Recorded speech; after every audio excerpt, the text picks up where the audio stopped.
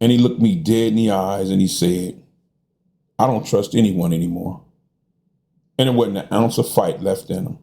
Even his voice had lost its old edge.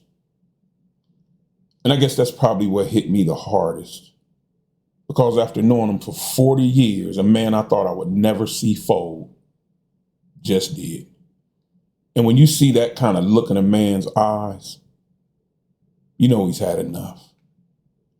You see, people, trust used to be something that just came standards.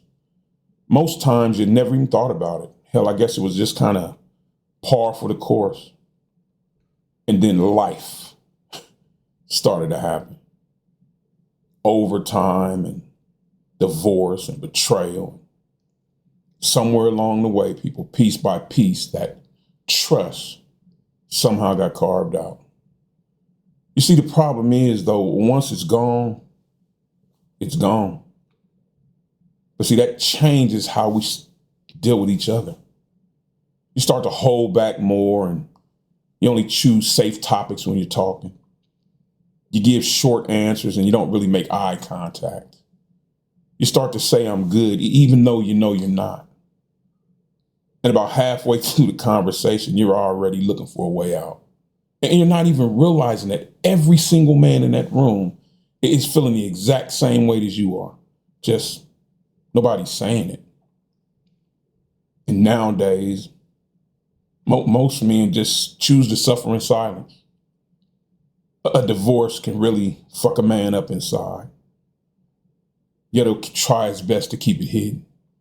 Or a cat's father will die, man, and he'll show up at work 24 hours later, man, as if nothing's happened. And even though he may be running on fumes, he'll try to force a smile and act as normal as possible.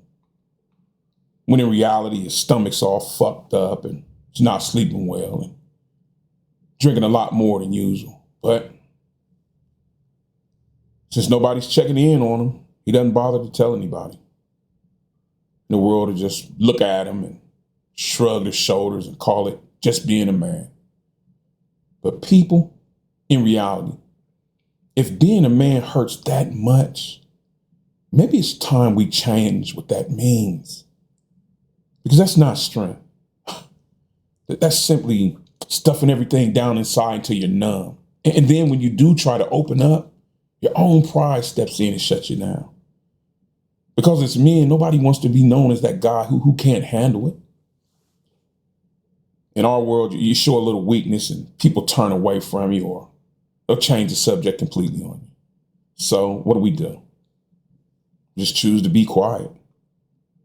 In those places where we used to be able to go and get together and powwow and have those hard talks, they're mostly all gone now. And hell, most people don't actually want to hear the truth anyway. So when you're talking, you just stick to the safe topics, sports and old stories, maybe tell a joke or two. Say you're good just to end the questioning. And what do? They nod and glance and look at their phone and keep it right on moving. Not even really hearing what you're saying. And then we wonder why we don't talk anymore. Pride and fear and shame. Most of us are just tired of getting it all wrong, I guess. But people, that kind of loneliness gets real heavy.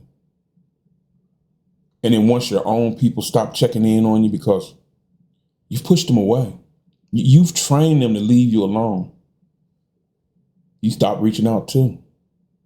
So even if you wanted to get back in touch, you don't even remember where to start.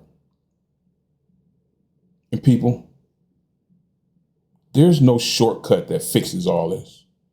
No speeches or no groups or no amount of hashtags. Real trust can only be rebuilt the old-fashioned way. And that's face-to-face, one real conversation at a time. So maybe it's just, an hour on the porch together or a ride in the truck or hell over a beer somewhere. And no phones, no outside distractions, and nobody in a rush to get out of there.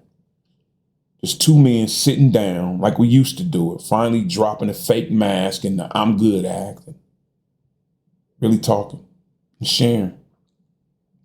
And people then and only then can that trust start to get rebuilt. And I called him up later just to check in on him. And I told him, man, I get it too. Trust is hard for me too. And I could finally hear him breathe again. Because sometimes just knowing, man, that you aren't the only one, that's all it takes.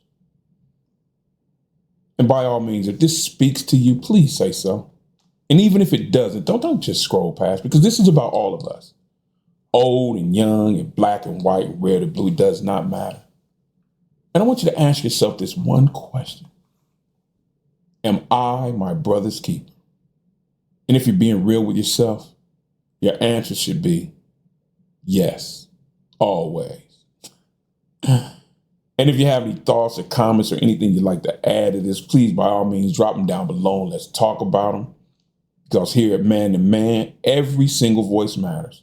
That this is the place where we have those hard talks that we need to have. We may not want to have them, but by God, we need to have them.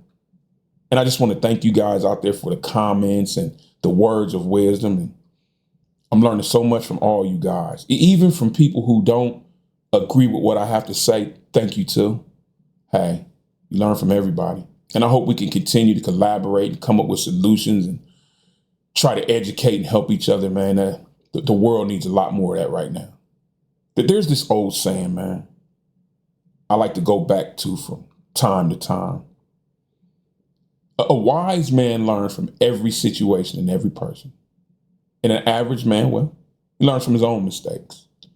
But a fool, they think they already know everything and they ignore everything else but their own opinions. Just a little food for thought for you people.